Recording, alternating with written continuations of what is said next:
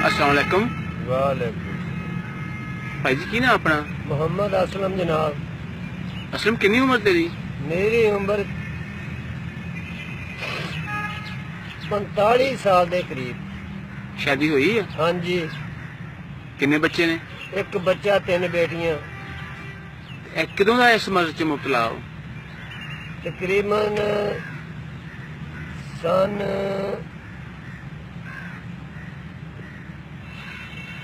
98 का जी शुरू हुआ। किदा इस दुख च फस गए? एक यार दोस्त सी उसने लाता मैंने। नहीं किदा लाता तुहानू?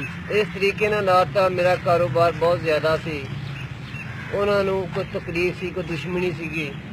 दुश्मनी के नाते किसी नूं पैसे दे के उन्होंने कहा पिया बंदे नूं तुसीं नशे ते ला देना। की कारोबार करदे सी? मेरा व्यापार सी पेशावर दा। अच्छा मैं डंगर खरीद के पेशावर जांदा सी अच्छा। ते वो बंदे नूं पैसे दिते। पैसे दे के उन्होंने पहला मैनूं फ्री पिलाउंदा रहा। जो मैं पक्का हो गया मुड़ के मेरे तो पैसे मंगण लग पे वही बंदा। फिर मैं पैसे देने शुरू करते। कदे मधानी जुटों ने आंडा पे, कदे बलोच वालों, कदे रोड़ा वालों, कदे कदे कितों कदे कितों।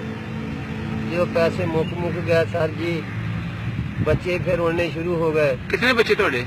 मेरे 3 बेटियां, एक बच्चा मेरा। बेटियां किहड़ियां ने? बेटी एक विआही आ, 2 विआहण वालियां ते जवानां वा। ते शाम नूं घर चल जांदे हो? शाम नूं एक ते रह भी हो जाता, नहीं किराया बनता जी। कदे चल भी जाना घर। जो घर जांदे हो बच्चे पुछदे नहीं कि पापा तुसीं क्यों करदे हो? पुछदे आ, रोंदे आ, लेकिन मजबूर आ जी। की करिए, लग गया नशा। बच्चे की महसूस करदे आ? बच्चे रोंदे आ, पिटदे भी साडा बाप नशा ही आ।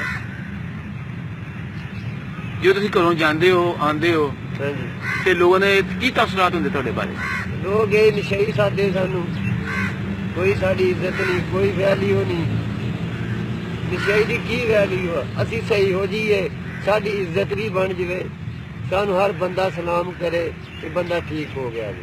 किसी अल्लाह का बंदा कोई साड़ी मदद करे, साडा इलाज करा दे, असी इंशाअल्लाह सही हो सकते। कभी दिल च आई कि लोग तेरे नफरत करते हैं? क्यों करते हैं? नफरत नशे की वजह तो करते सर जी। नशे ही हूँ असी। अगर नशा ही ना आवे तो क्यों नफरत कर? नशे की वजह तो नफरत करती है दुनिया। कभी दुख नहीं हुंदा इस गल तो? हाँ जी। कभी दुख नहीं होया इस गल तो? बहुत दुख होया सर जी, बहुत ज्यादा दुख है। पैसे भी सही होंगे, साडी भी इज्जत होंगी। इस नशे ने सानू रोल दिता। अल्लाह को नेक बंदा ऐसा होवे जो साडा इलाज करा दे। पहले इलाज कभी नहीं कराया? कि कदे एक बारी भी नहीं कराया जी। क्यों नहीं इलाज करवाया? पैसे नहीं हुए कि गरीब आदमी है जी, मांग के खाना वा। मंगदा जी मैं। जो पहले से तुसी व्यापारी सी एक शहर दे विच, हाँ जी। हुण तुसी मांग के खांदे हो। हुण मैं मांग के खाना, पैसा मुक गया। हुण मैं मांग के खाना जी, मांग के नशा करदा। जो तुसी अपने बच्चों ने देखदे हो हाँ जी। तो तुहानू महसूस होता कि बच्चों का मुस्तकबिल तबाह हो रहा? हाँ जी, सोचते हैं, लेकिन मजबूर हाँ, फसे हैं। इस दलदल दे विचों निकलना बहुत मुश्किल होया पिया वा। इस दलदल च फसे हुए हैं सर जी असी। इस दलदल दे विच फस के हुण निकलना मुश्किल होया सानू। इदां निकल सकदे, साडा इलाज होवे, साडा कोई हिसाब किताब होवे ते फिर असीं इंशाअल्लाह निकल सकदे। इहनूं नशे नूं छड्ड के असीं जिंदगी च इहनूं मूंह नहीं लावांगे।